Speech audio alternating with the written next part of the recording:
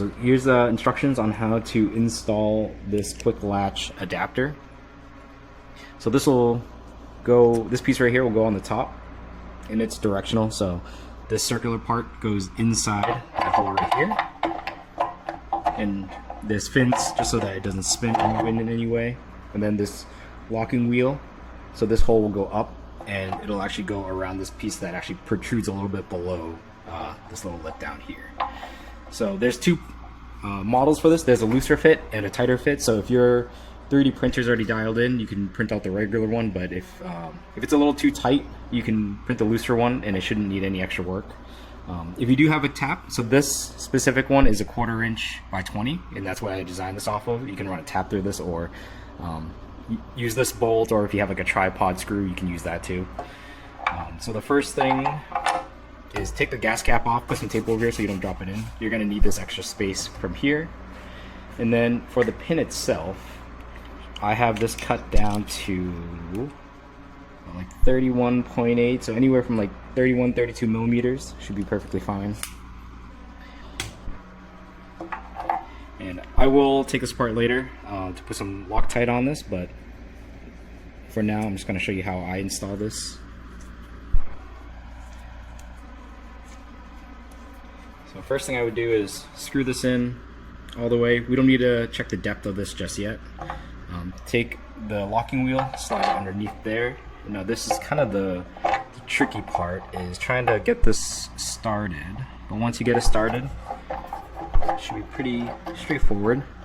So there's ridges on the locking wheel, so you can get a screwdriver or a pick and just carefully just push it along. And when you get it to a point where you can kind of set it down, you can start testing your fitment. So that gives me a little bit of playroom right there.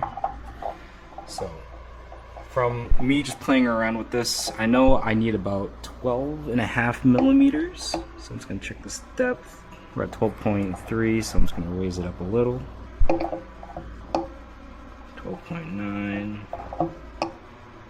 Well, 12.6, that should be good enough. So before I lock this down, I'm just going to test the fitment of the lock. So that feels pretty good.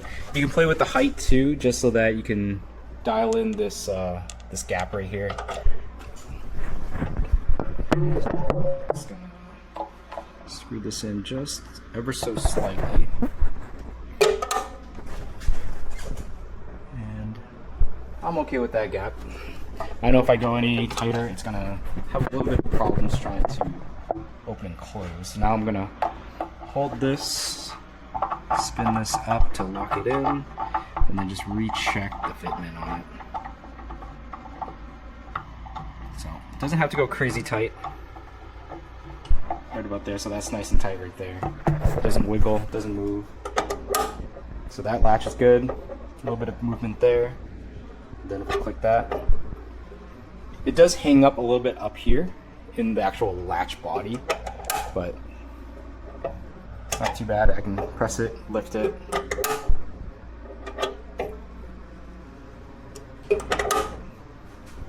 Now that that's good, I'm gonna take this apart, put some Loctite on it, and call it good.